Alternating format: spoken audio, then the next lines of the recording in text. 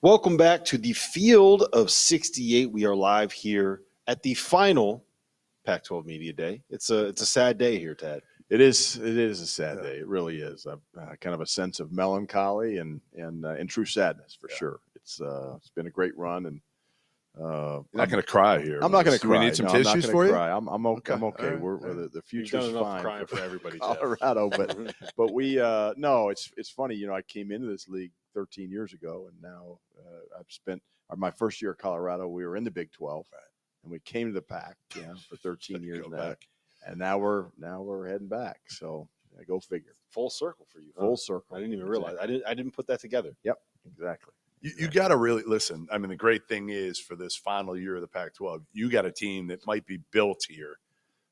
I don't know. I thought about picking you to win it. I didn't want to put too much on you. I know you don't like that. That's all right. But I think you're going to be right in the hunt. Don't you feel? Why do you feel? I guess as though you might have enough here to maybe beat a UCLA and Arizona. Well, we got great veterans coming back. KJ Simpson and Tristan Da Silva. I think you're going to talk to next are here today, and the great returning players, good leadership.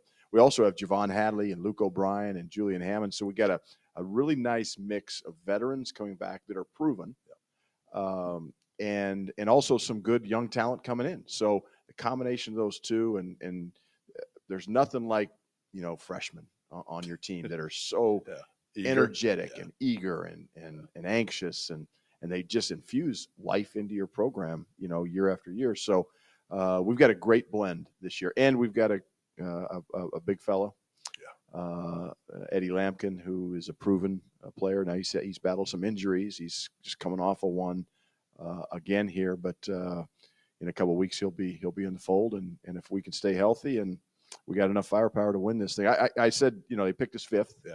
You picked us fifth, or whoever, the media. I don't know what whatever.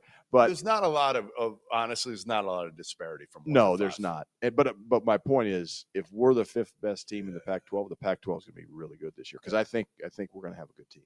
Yeah. You mentioned the freshman, the biggest name there is going to be Cody Williams. What have you seen from him so far? How is he acclimated? One of the things I think is really interesting about college basketball the last 5 years is that it's not so focused on one and done freshman only. Sometimes it gives him a chance to, work his way into the rotation, kind of figure out what his role is, right? Yeah, and Cody's not going to be in college very long.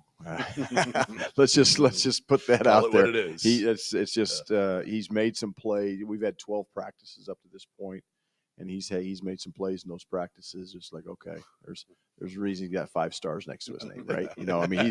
He's got big time talent. But what makes Cody special in my mind, in addition to that, is mentally he's really smart. I mean, he understands the game. He understands the mistakes he makes. He doesn't make a lot of the same mistakes twice.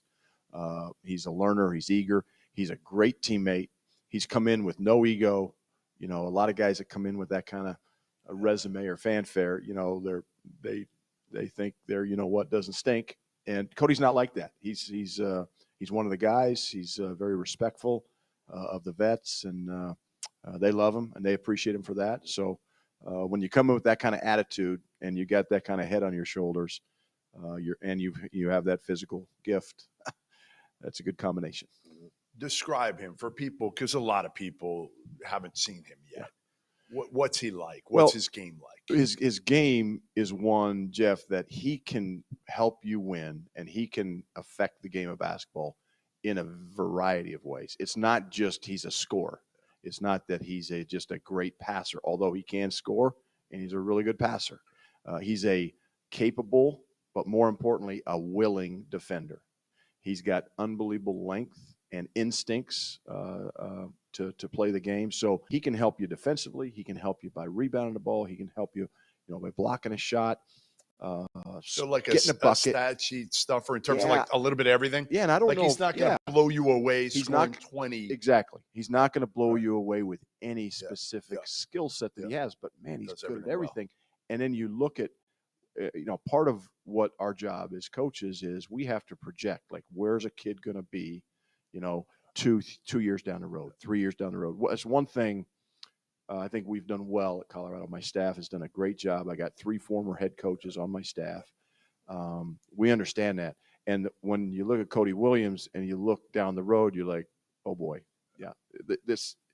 I don't want to say he's a can't miss prospect, but he's a can't miss. He's a can't miss prospect. Yeah. When you have a guy like that joining a team that already has two veterans that are proven productive players in the Pac-12, like KJ and like Tristan, that's got to be comforting for them, right? To know that, like, all right, maybe we don't have to be the guys that get 17, 18, 19 every single night. We got this guy coming in. Have you seen that from them? Yes. They're again, I think the chemistry, the off-court things are just as important as the on-court production, because you have to have those guys that know that this guy's here to help our team get better. And Tristan's a senior. It's his last go round, right? He wants to have a great year. For him to have a great year, he knows Cody has to have a good freshman year. Mm-hmm. You know, KJ knows for him to be the kind of point guard he needs to be for our team this year, he needs Cody to have a good year. So, we're all in this thing together, and it's nice to have balance because, and again, we haven't even talked about the other guys. You know, it's not just those three. We've got a lot of balance on our team. We've got a lot of depth on our team. We got some other really good freshmen too. You didn't bring the Dion sunglasses with you? I don't have a pair. Are there those Benders? I haven't gotten those. Part of this? I got to talk to. I mean, I'm shocked. I got to talk to Dion about that. I figured Dion would have gotten everything he knows so far from watching Tad. Well, we don't work in the same building, so I don't have a lot of daily contact with Coach. But what's it been like though on your campus? How insane has it been, Jeff? Again, I'm on my sixth football coach, six in 14 years. Is that right? Yeah, that's the truth. Wow. And so, I've seen a lot of coaches come. I've seen a lot of coaches go. And what Dion has brought to our campus, to our community, to our state, it's nothing short of amazing. I mean, just the eyeballs, the enthusiasm.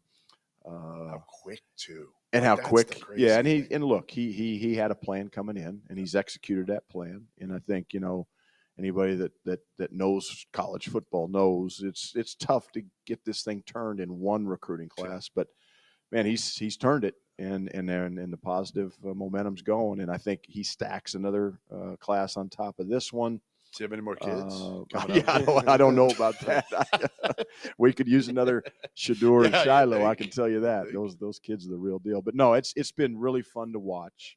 Been fun to be. Not that I'm a part of it, but just to watching see, it. Yeah, right. Yeah. I got a front row seat at a hell of a movie. Yeah. And it might be too quick to answer this, but have you seen an impact in terms of the visibility of Colorado as a basketball program? Like, does this help you with recruits? They say, "Oh wow, look at that! That looks like a fun place to go to college. Maybe I need to seriously consider that." I always say this: it sure doesn't hurt.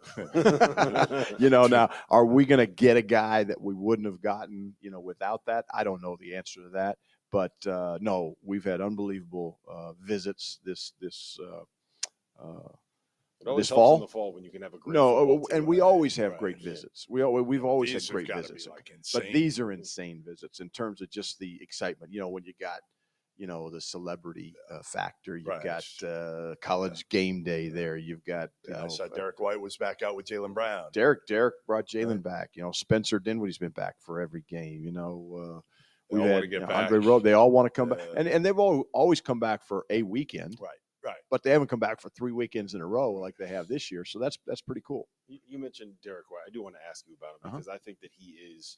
It's one of my favorite stories when it comes to the development. We were talking about Parker Bjorklund off air from St. Thomas in terms of his development, and you got Derek White, who's kind of like a similar situation, right? What was he? 6 foot as a senior in high school, goes D2.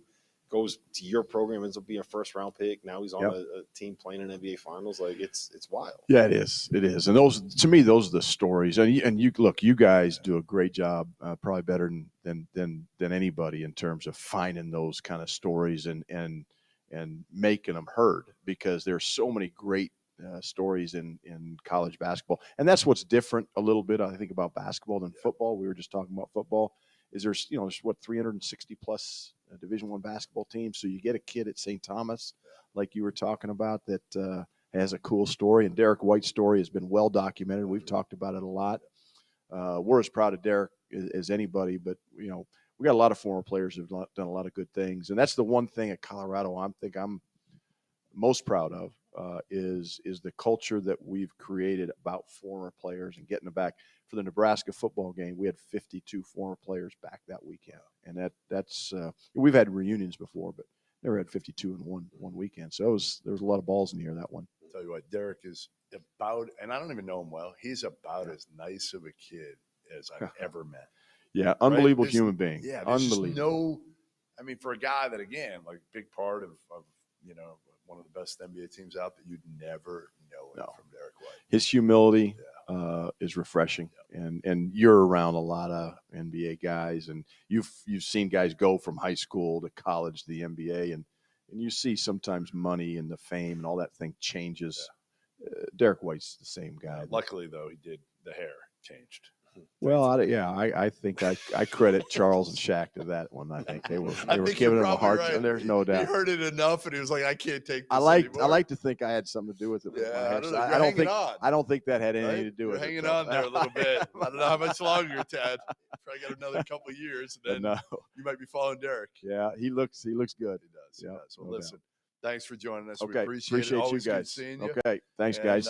Can't wait to see you guys this season.